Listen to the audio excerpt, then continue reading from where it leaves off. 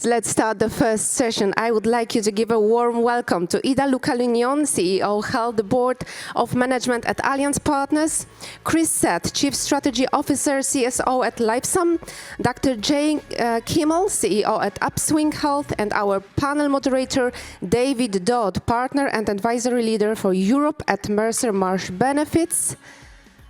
Hello, thank you for being with us today. Of course, the discussion is about the designing benefits that meet employees' needs, how to stay ahead of the curve.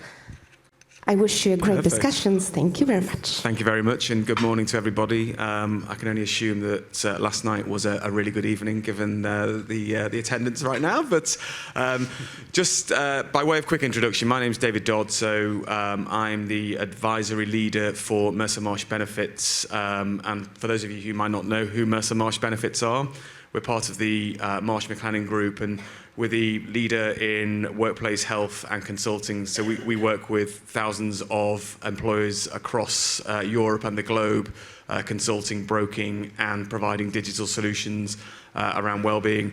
Delighted to be joined by the panel today. So Dr. J from the States, Chris and Ida, who will formally introduce themselves in a moment. But just before we get into the discussion itself, obviously, the focus today is very much around benefits, well-being, and the role that technology has to play. And speaking selfishly as a consultant working for a consulting business, I don't think there has been a better opportunity to work with employers right now when it comes to their benefits, their well-being, and their technology, given just the state of what's happening in the globe. And we've termed it, it seems to be like a poly-crisis era in terms of the challenges that employers are facing for their employees it's off the charts.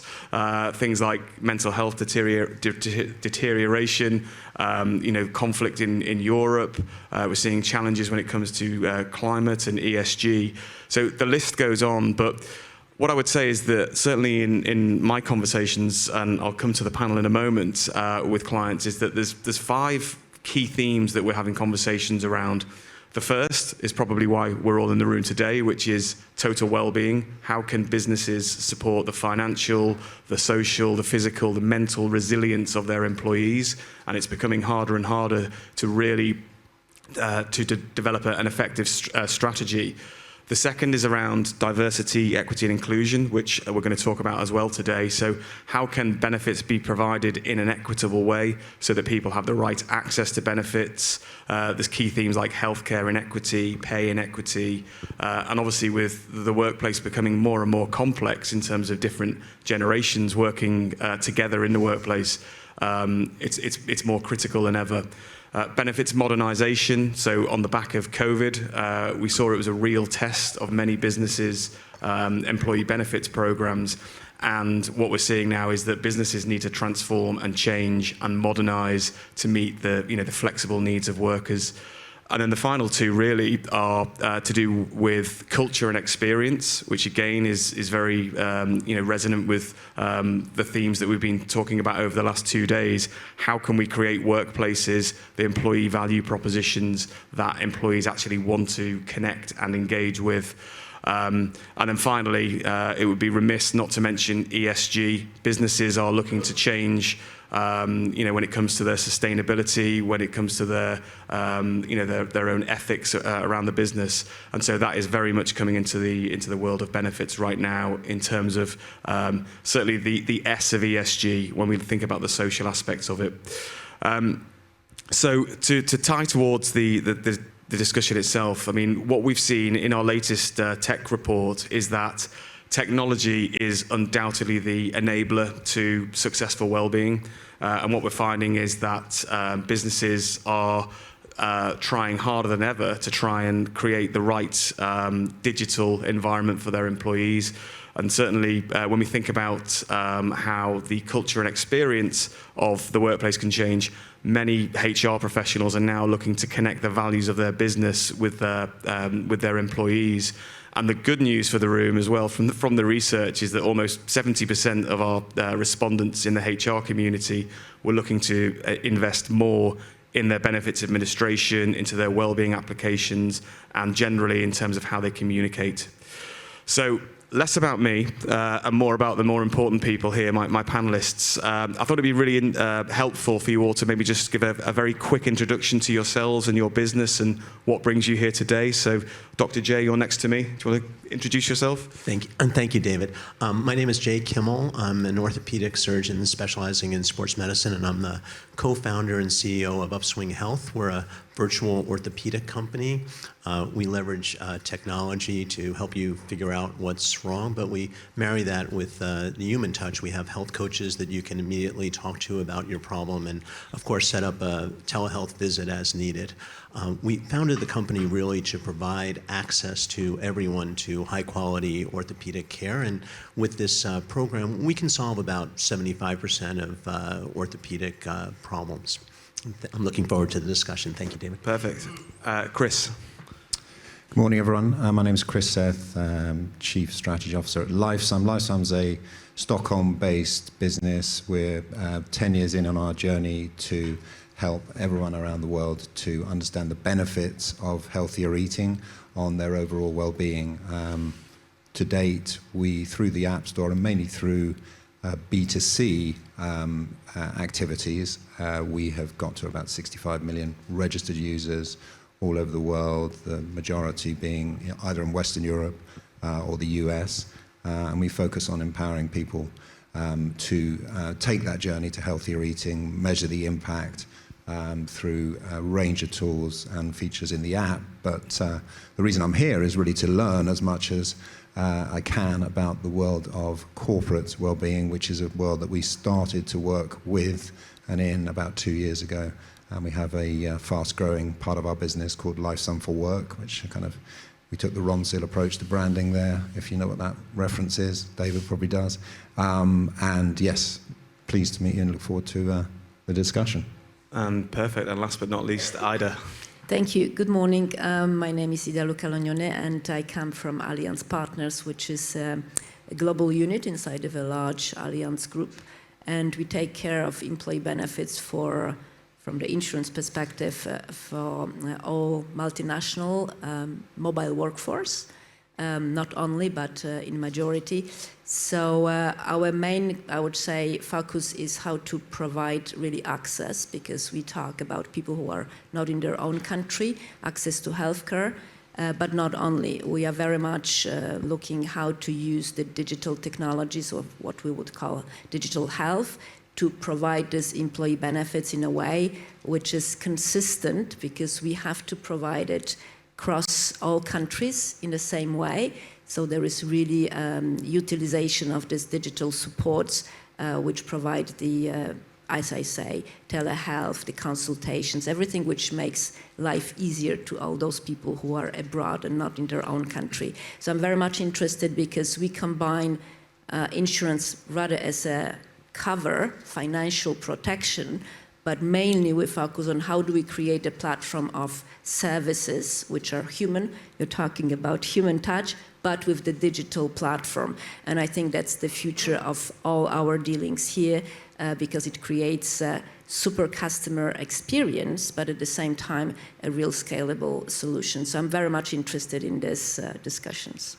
Perfect. Thank you very much. And as you can see, a really diverse range of businesses that we'll be speaking with today. So I think in my 20 plus years working in employee benefits, one of the biggest challenges has been, and Ida, you just mentioned, consistency, connectivity, engagement, is what do employees actually want? How can you actually provide benefits that are going to resonate and engage with employees? And I mentioned earlier, we've got multiple generations in the workplace. We're seeing things like, the rise of flexible working, employee burnout.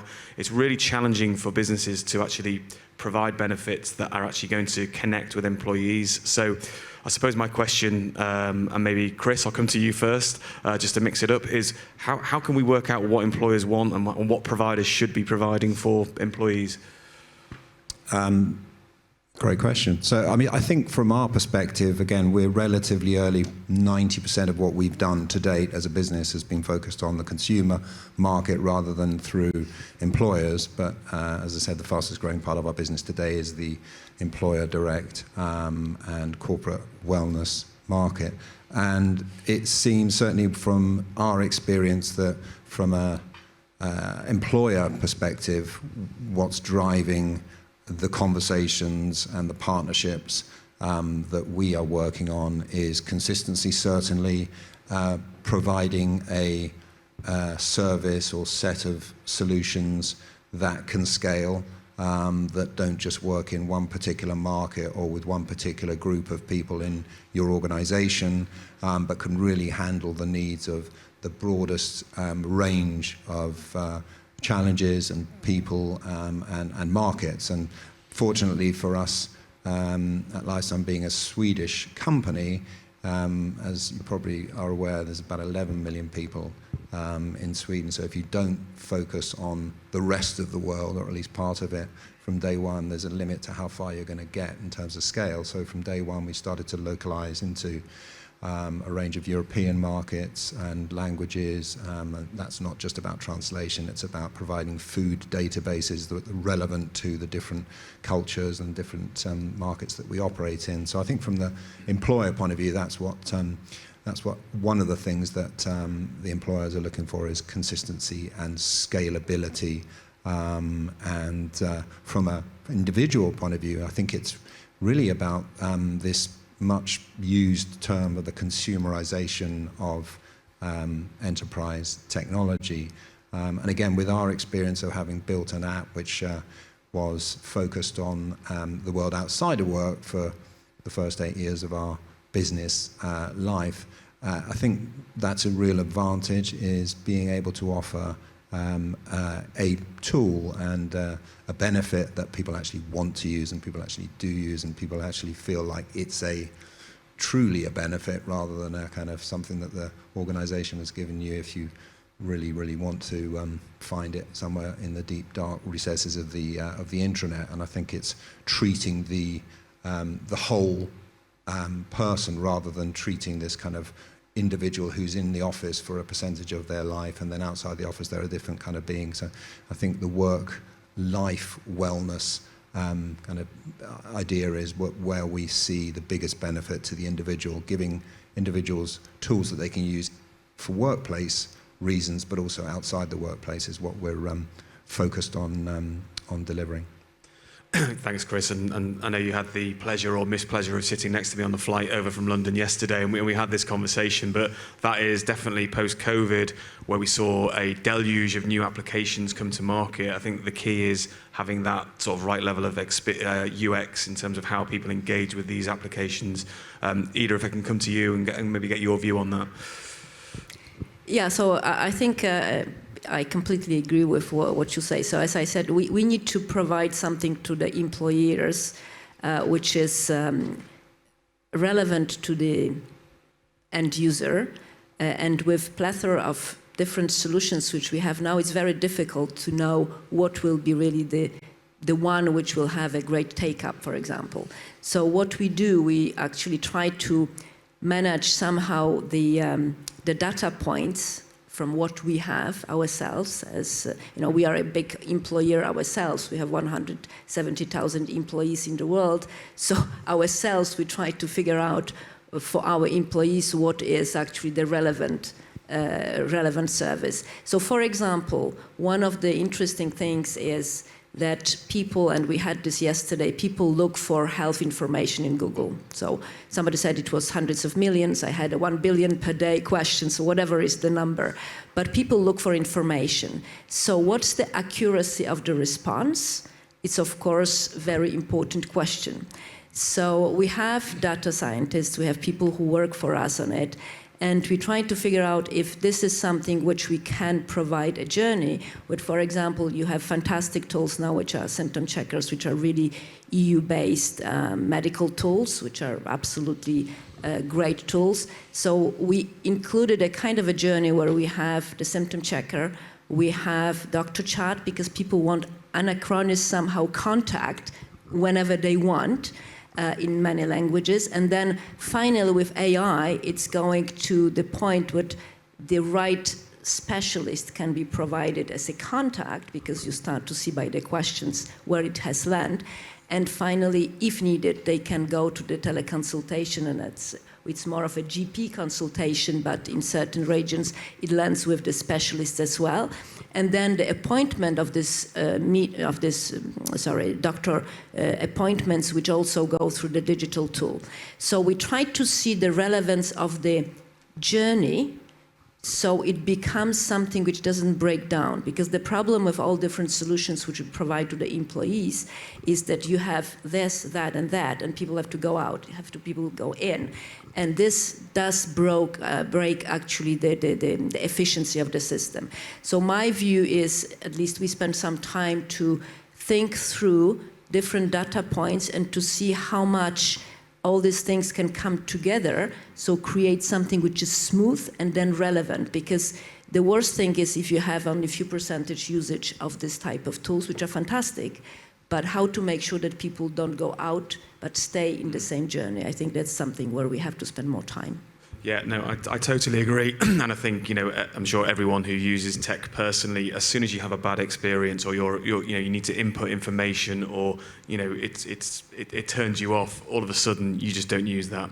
And what we're finding is, given the focus now for organizations is moving away from having these point solutions to solve a problem, it's now about prevention. So these types of solutions that Ida just mentioned are so critical, because you need to make sure that you get that ease of access to prevention in place efficiently and correctly. Otherwise, we're going to continue to see claims costs rise and the frequency of claims rise, and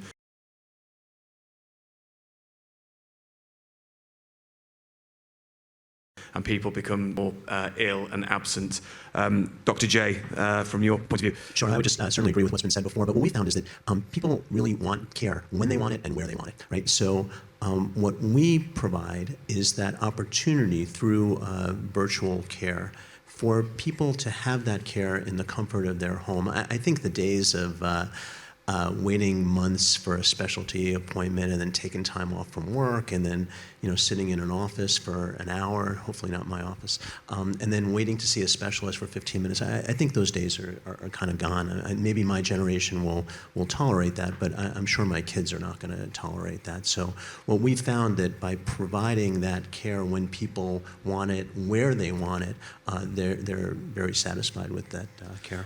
Yeah, and there's a fine balance actually in terms of the conversations that we're having with clients as well, is that virtual GPs, telemedicine is definitely the way forward, but it's also there's an argument to say that creating such easy access to healthcare is potentially driving claims up as well, because, so again, controversial, and Ida, I just saw your face. But I definitely think it's the traction that we're seeing. But yeah, maybe one for later.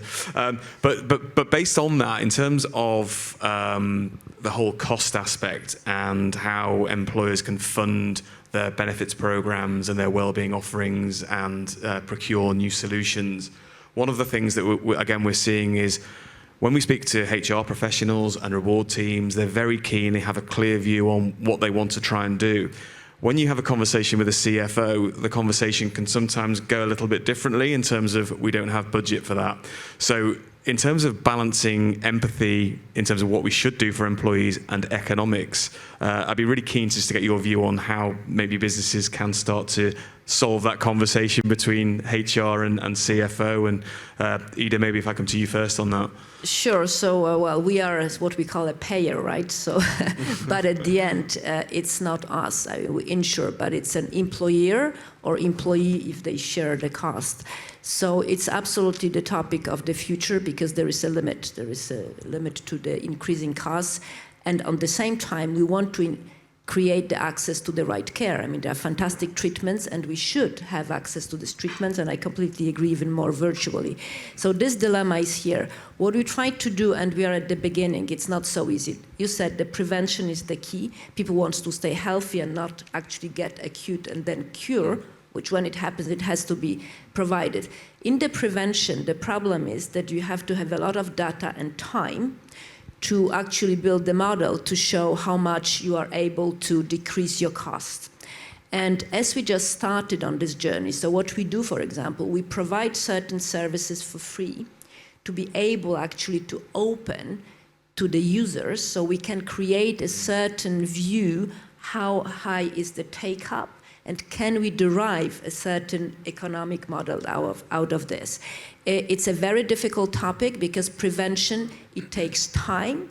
So on a qualitative measures, it's fantastic because I think whatever we do in the well-being space, it's good for us. It's good for the employees. However, how to provide a model which shows the decrease of the cost, we just need a little bit more time. We do that, we show it. I'm 100% sure that we'll be able to show real models of the decrease of the costs. Yeah, absolutely. And data was a common theme yesterday in many of the conversations. And I know we partner with the big insurers as well to try and tap into that data because that is the proof point of what's happening. But again, it's not quite. We're not quite there yet in terms of being able to use it. If I may, just one example. Sure. So you said something interesting about the teleconsultation, which might increase the frequency because it's so easy. My daughters, they use only that. They never go to to the GP in physical terms.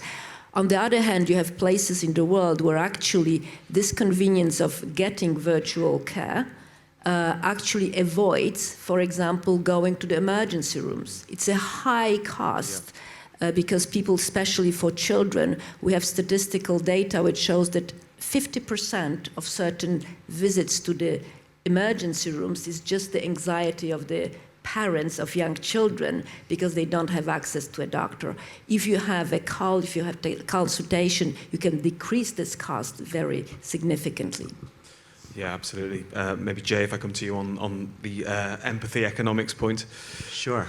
So as I mentioned, I am an orthopedic surgeon. I spent my career operating on people, but I totally agree that what we really need to do if we're going to bend the cost curve is to sort of keep people out of my office, right? And we have a great partner in the state of Connecticut, Employees. That's our major contract, and they gave us access to that data, and it turned out they spent a couple $100 million a year on orthopedic care, but a third of that was on back pain. So we worked together with them to develop a spine injury prevention program. It's an assessment you can do on your phone using motion tracking technology, and it can tell your deficits, whether you're having strength deficits or flexibility deficits, and then we can develop a program that's tailored to that individual.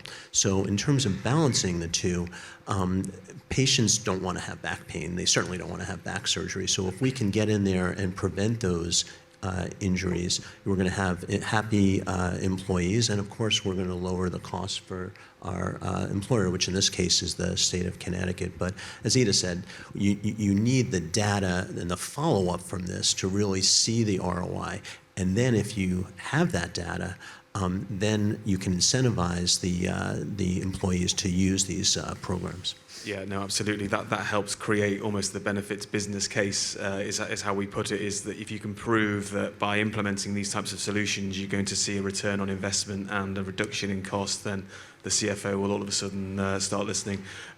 Chris, from a nutritional point of view, what's your view?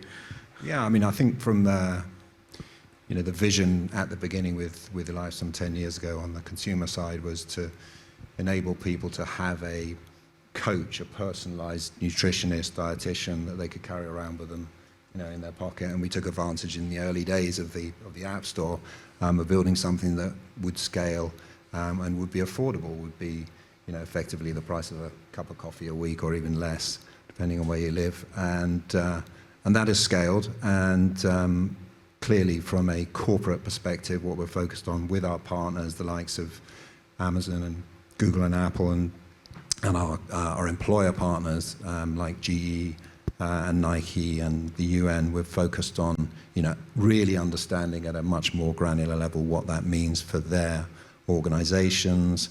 But the early work over the last year and a half with some of those partners and others, and actually with the ecosystem where for example, we now pull in data from other consumer services like Aura, the smart ring operator, so that you can see the impact of what you're putting into your body on your sleep patterns and vice versa.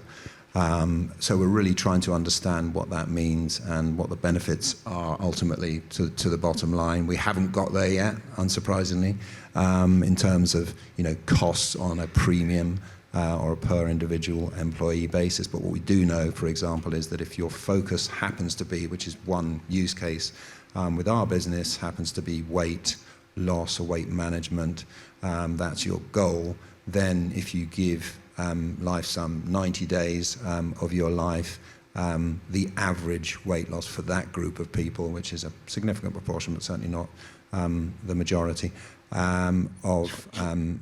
of the group in that study, lost on average 5 kilos or 11 pounds in your language, Jay. So it works, and that's the kind of the initial output. We're working with some universities as well to kind of get deeper into that and make these studies more clinical. But certainly usage is also important. We know, again, through having now something like 1 million ratings at, 4.7 in the app stores, Google and Apple. We see the data when it comes to retention, as well as just, onboarding and adoption. Retention is obviously something we look at across all of our business and our app. Once you do onboard after that first critical period of 7 days, the day 28 retention, which is obviously a key score, we're in the sort of top 7% of the something like 50,000 apps in our category on the App Store today. So, it works, but you obviously have to continue to provide services for the employer that, make that a more rewarding experience for both sides, the administrator of the program as well as the individual. Cool, thanks, Chris. I'm conscious we only have a couple of minutes, so Ida, if I could just come to you on a final question. If we're sat here in 5 years' time, a bit of a look to the future, we've seen lots of new innovation coming in. What do you think the market will look like in, say, 5 years' time from your perspective? What should employers be thinking of right now? I think, first of all, I think there will be much more of different digital tools which will be here to, I would say, be more dedicated to specific groups of people. As you said, there are generational, there are whatever. I mean, there are gender differences. There are a lot of differences. So we have different people in employee base, and all these different tools. Mental health. You mentioned this. These tools are extremely important, and we see already the huge take up and actually. Usage and support is really appreciated. So I think the employers will be having a kind of a set of, I would say, health hub with different types of tools which are appropriate.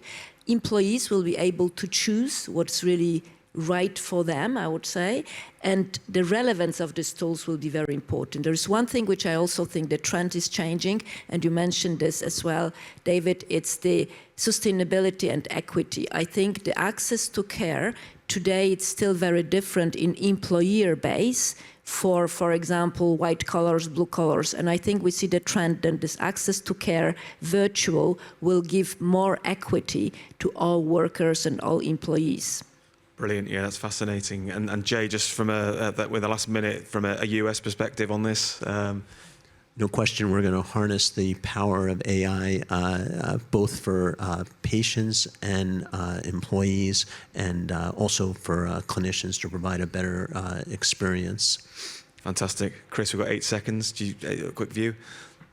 Not really. No, fair enough. We'll catch up with Chris afterwards. But no, hopefully, that's been useful and a bit of insight as to, what's happening in these great businesses. And if anyone does want to catch up afterwards and ask some questions, then please feel free. But huge thanks to the panel. I think that's been really, really insightful. Thank you. Actually, if there is any question, we can have additional 1 or 2 minutes for answering. If there is any question from the audience. Yep, I will assist you with the mic. Thank you very much, folks. That was illuminating. Hamish here from a diagnostics platform called Thriver. I would love to know whether or not you have seen within your own organizations, particularly David and Ida, a sea change in the perceived economics of ultimately preventative healthcare. And I say that because 7 or 8 years ago, when we started talking to the benefits and insurance platforms, they were frankly terrified at the prospect of knowing more about people earlier, because as they described it then, there was a likely spike in the cost of claims. Do you see that that has changed over time? It certainly seems to have done, but would love to know your thoughts.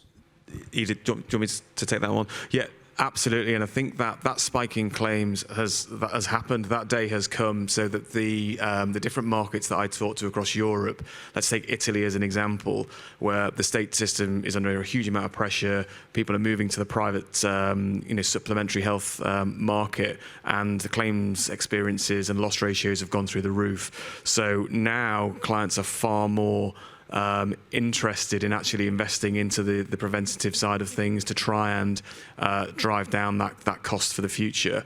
But there is no silver bullet of implementing something in the very short term that's going to have an overnight effect. It will take 2, 3, 4, 5 years for many of these strategies to work, but there's definitely more appetite and interest, and we're doing a lot of consulting work with clients, trying to use their data, trying to use those proof points to see what's driving the claims, and then provide them with, and Chris, you mentioned the word ecosystem, an ecosystem of solutions, but not just let's throw enough mud at the wall and hope some sticks. Actually, solutions that are going to be engaging, they're going to appeal to employees, and they're going to use them and use them well to help improve their health.